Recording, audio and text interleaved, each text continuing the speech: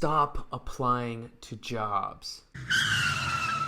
The majority of job seekers that I talk to are spending numerous hours a week filtering through an endless list of job boards and submitting resumes. The LinkedIn Easy Apply button to them is like a shiny toy to a kid with ADHD. They can't help but push on it over and over again, sometimes hundreds of times a week. And while it may seem counterintuitive, the amount of time and effort spent applying should be a relatively small percentage of the total time allocated towards your job search strategy. This is why I'm advocating for you to stop doing it, because you're probably doing it too much. In this video, I'm going to tell you about the best way to spend your time during a job search that is not applying. Let's jump in.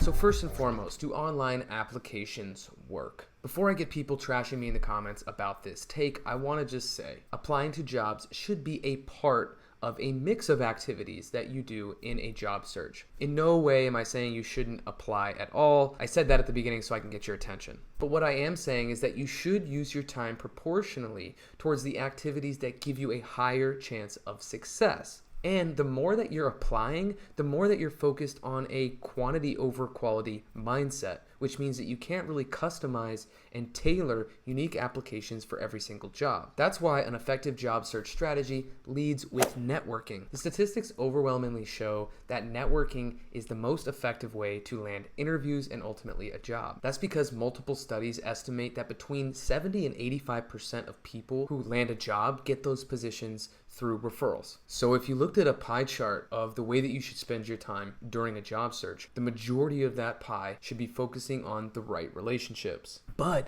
a lot of people skip this part. They find listings on job boards, submit their resume, and sit back and wait for someone to call. If that's you, it's time to rethink how you're doing this. I recently read an interesting article by Jeff Lee. He's a data scientist who received 7 job offers during the worst job market in US history, and he tracked all of his data and published it in a blog. In one of his charts, he displayed the interview rate by channel. Now, direct stands for applying directly online. Cold email means he found the hiring manager's email online and emailed them his resume directly, and referral means he was sponsored by someone in his network who advocated for him. Here's what Jeff had to say about his data. Figuring out how to spend your time is an optimization problem. You want to minimize the amount of time you spend to maximize your ROI. We all know that getting referrals is the best strategy. While Jeff's data has plenty of variables, we can learn from him, but how do you network for a job? Networking is just the interactions that you have with other people. To network effectively just means to build relationships strategically.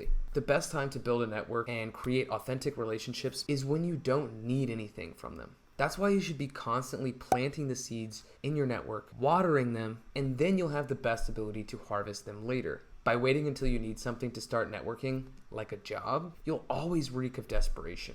Plus, you won't have had much time to build those relationships up. Keep this in mind because if you've been neglecting building relationships in the past before this, you might find this process a bit more difficult, but it doesn't mean that you shouldn't start now. Okay, first thing, reach out to your current connections in your network individually. Make a list of influential people in your network. That can be former colleagues, friends, acquaintances, those that own businesses, the ones doing the job that you're looking to do, or the ones working at the company that you want to work out. Come up with a way to reach out to each person in a way that might be valuable. Remember, value is subjective, but especially if you haven't spoken to someone in a number of years, it can be kind of awkward to get them on your side when you're in a job search with just one random message out of the blue. Try to make it worth their time in some way.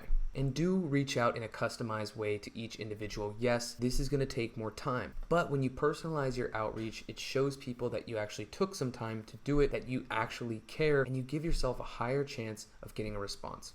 Number 2, connect with those who can potentially be sponsors or stakeholders in you getting a job. Now, who are these types of people? These might be the second or third connections who are working at the company you want to work at, doing the job you want to do, or people that can provide perspective to your career transition. You also want to identify other stakeholders such as recruiters and hiring managers at your target companies. Find relatable ways to reach out to these people. Many job seekers go straight to the hiring managers, but personally, I recommend starting out with people who are at your peer level. These relationships can be lower hanging fruit, they can feel like less pressure, and look at their background.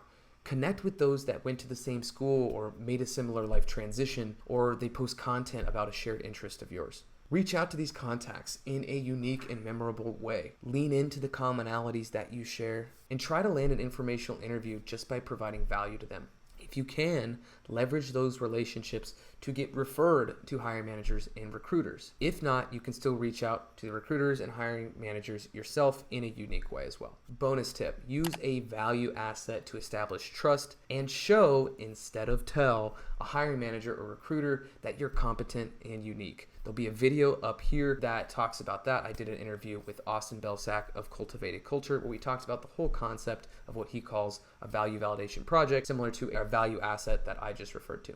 Now, let's pull this back full circle, because at the beginning of this, I told you to stop applying. And that's because there's an entire hidden job market that actually allows you to get a job without applying. And it is building relationships through networking that gives you access to the hidden job market. The hidden job market, defined by Balanced Careers, is a term used to describe jobs that aren't listed or posted online. And because these roles aren't posted online for everybody to see, there's a lot less competition for this. And if you are introduced at this stage through a referral, the chances of you getting an interview and getting through the process are a lot higher. My client Kelly tapped into the hidden job market herself, and she found a job listed that she thought was a great fit for a high growth tech company that she wanted to work for. The problem was she came from a very different background. She didn't have any tech experience, so we had to come up with a plan. Now, our first plan was to find 2 people inside the company that she could have informational interviews with. These were peers of hers. These were people that were doing the same job as her. I knew one of those people. She knew a friend of one of those people. So she had those conversations. Through those conversations, she identified exactly who the hiring manager was and how she was going to introduce herself. From there, we created a personalized video and email to go directly to the hiring manager with her resume, as well as a unique follow-up sequence in case he didn't respond. After a full week of completing the materials, the day came to apply, because again, this was a job that was listed at the time. She opened up the company page and it was gone. And it was a shock for her. She was devastated. She had put in so much work over the past few weeks to build those relationships, to have those conversations, and to come up with this plan. She asked me what she should do, and I encouraged her to continue going forward. Connect with the hiring manager, send the materials that she created, because she could start building that relationship with him, and there might be a role there that she doesn't even know about that's not listed. She ended up making a new video that explained her situation, that explained that she had wanted to apply, but it got taken down, and he was impressed when he received that. So impressed, she got set up with an interview with a recruiter within 24 hours, and she ended up getting a job offer within 4 or 5 weeks after that for a job that wasn't even listed online. So what do we learn from that? Don't give up when a job is taken down, and also don't wait for a job to be listed to start making moves to create those relationships in those companies. Theoretically, if Kelly had made those contacts at the company, had those informational interviews months and months prior, she may have gotten her resume handed directly to the hiring manager anyway. That was what happened for me when I worked at Remote Year many years ago. Put myself in a situation where the job didn't even need to be listed. My resume was already in the hands of a hiring manager because of people I knew at the company. So all this to say, it's 100% possible to get a job without applying. And you could find out more about Kelly's story. I'm going to also post that video. If you're on YouTube, that will be in the upper right corner. Now, what do we take out of all this? I want you to look at what you're doing in your job search, honestly. If you're simply blasting out your resume to opportunities without leveraging relationships, you're not optimizing the way that you're spending your time. And whether or not you're trying to find a new job right now, building your network matters. It truly does, because it's the thing that will go with you wherever you go in life, and it will be the thing that constantly provides you opportunities in the future. If you have a network, you can leave your job because you already have clients. If you have a network, you can find a significant other because someone knows someone who might want to date you. There's so many opportunities out there for people who understand how to leverage technology in a way to network and create opportunities with other people. I want to help you gain an edge in your job search and in your life by networking. I'm going to leave a free LinkedIn networking quick guide that's going to be in the description below. It's going to talk about networking mistakes to avoid, a simple strategy that you can use to network on LinkedIn without being awkward. It's going to give you customizable scripts and templates, and it's going to give you some of the top engagement strategies to build trust and relatability with your target audience. So pick that up below. And if you found this video helpful, please like, share, and subscribe. I do content about remote work, the digital nomad lifestyle, being productive, LinkedIn, a bunch of cool stuff, and I got a pretty cool light behind me somewhere. Until next time, keep wandering, you're not lost.